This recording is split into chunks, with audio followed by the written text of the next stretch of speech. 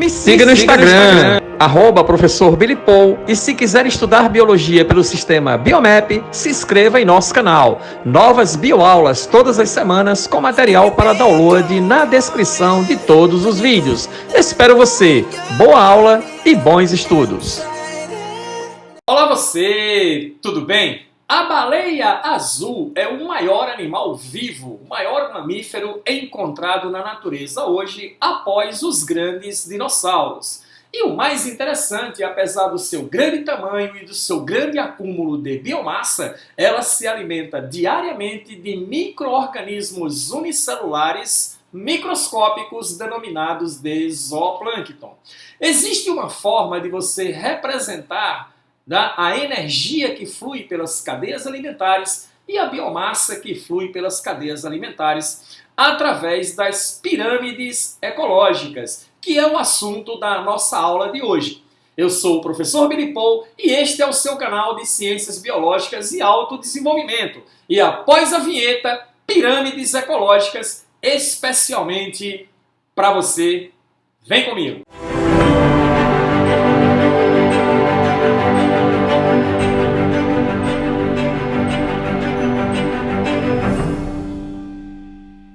Ok, vamos lá?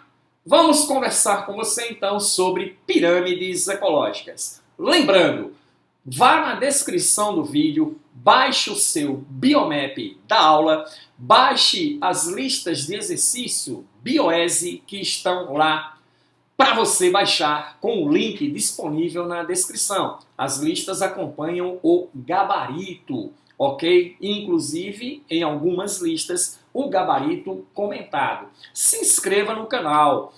Novas bioaulas todas as semanas para você, ok? Pirâmides ecológicas. Professor Billy Paul, o que são pirâmides ecológicas? São representações gráficas. Representações gráficas de quê, professor?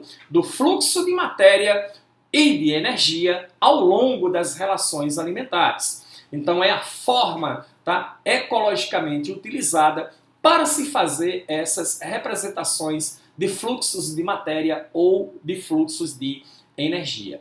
Existem basicamente três tipos de pirâmides que caem bastante em provas: a pirâmide de números, a pirâmide de biomassa e a pirâmide de energia. Vamos analisar então a primeira situação, que é o caso da pirâmide de números. A pirâmide de números, ela está preocupada apenas com o número de indivíduos, ok, que estão envolvidos na relação alimentar em cada nível trófico desta relação. Professor, me relembre aí o que é o nível trófico. É cada componente de uma relação alimentar que troca matéria e energia. Ok? Mas na pirâmide numérica, como este exemplo que você está vendo aqui, a única preocupação dela é quantos indivíduos estão envolvidos na relação alimentar. Então veja só, nós temos aqui no primeiro nível trófico, que é o nível da produção, ocupado por um produtor, geralmente autótrofo fotossintetizante, que no caso da nossa pirâmide, exemplificado aqui, nós temos 5.000 trevos. 5.000 trevos estão servindo de alimento para 300 caracóis, que são os nossos consumidores primários na relação alimentar, ocupando, portanto, o segundo nível trófico. Esses caracóis servem de alimento para 5 tordos, que estão na nossa relação alimentar como consumidores secundários, ocupando então o terceiro nível trófico. E por último, esses tordos alimentam um gavião, um gavião apenas, que é o nosso consumidor terciário, ocupando o quarto nível trófico. Perceba que o único interesse da pirâmide numérica é apenas a quantidade de indivíduos que estão envolvidos na cadeia alimentar. Detalhe importante é que a pirâmide de números ela pode ser invertida, Não é obrigatório que ela seja dessa forma aqui, a base maior no primeiro nível trófico, uma base menor no segundo nível trófico, uma menor ainda no terceiro nível trófico, menor ainda no quarto nível trófico, não. Ela pode ter barras, de diferentes tamanhos em diferentes posições da pirâmide. Como assim, professor? Olha só, aqui nós temos uma bem típica disso aí.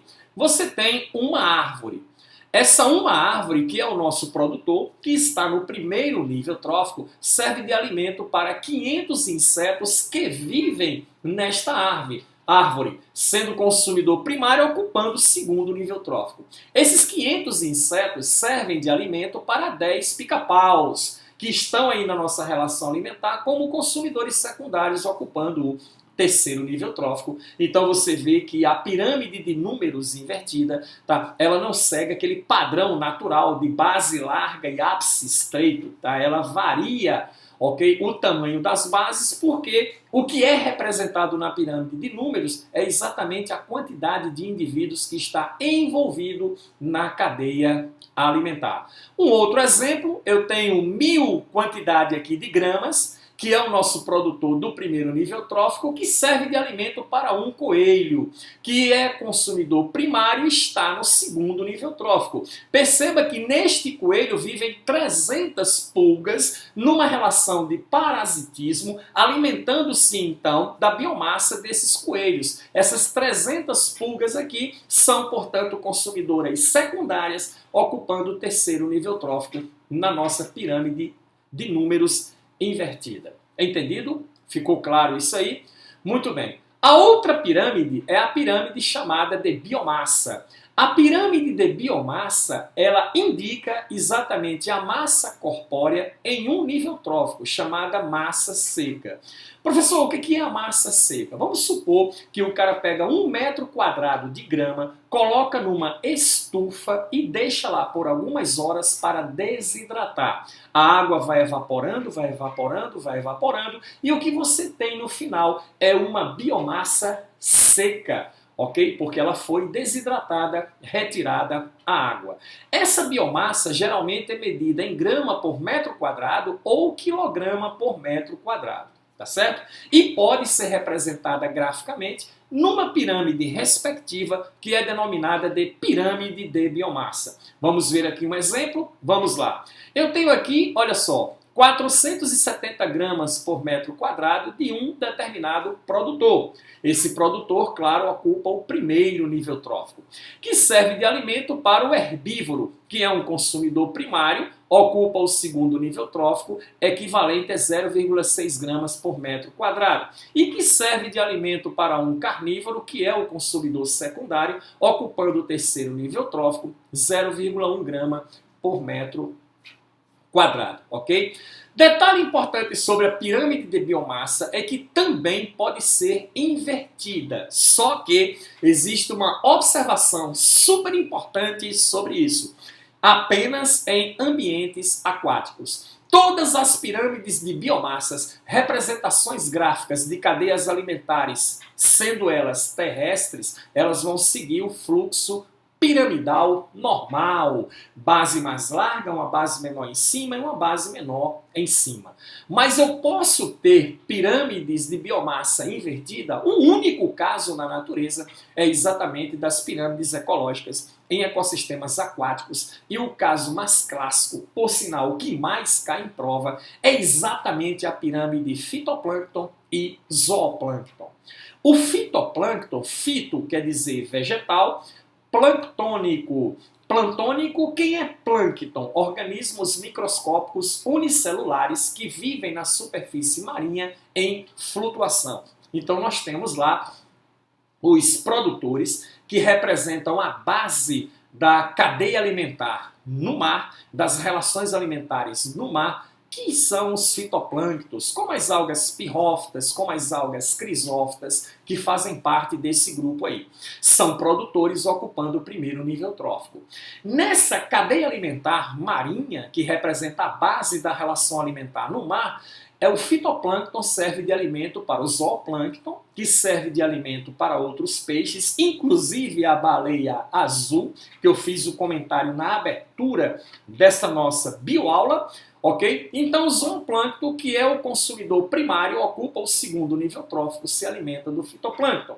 Mas quando você olha para a representação gráfica, ok, desta cadeia alimentar, A base, tá, da representação da biomassa na nossa pirâmide do fitoplâncton ela é mais estreita em relação à base do zooplâncton, que é bem mais larga.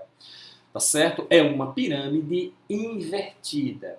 Claro que isso aqui se baseia num determinado intervalo de tempo, mas sempre quando você analisa, é desta forma que a pirâmide se apresenta. Por que, Billy Paul? Por que que essa pirâmide ela é assim? Tá? A justificativa para isso é pelo fato de que a taxa reprodutiva do fitoplâncton ela é muito rápida. O fitoplâncton é extremamente eficiente quanto à sua capacidade de reprodução. Então o fitoplâncton ele se renova numa capacidade muito maior do que a capacidade do zooplâncton de esgotá-lo ao se alimentar dele. Professor, não ficou claro para mim. A melhor analogia que eu já vi sobre isso foi o seguinte.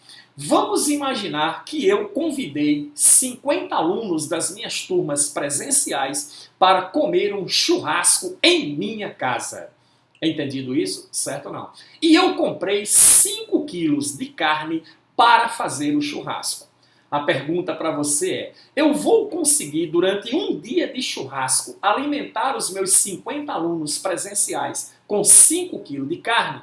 Tenho certeza que do outro lado a resposta que você está dando é claro que não, professor, claro que não. Exatamente, exatamente.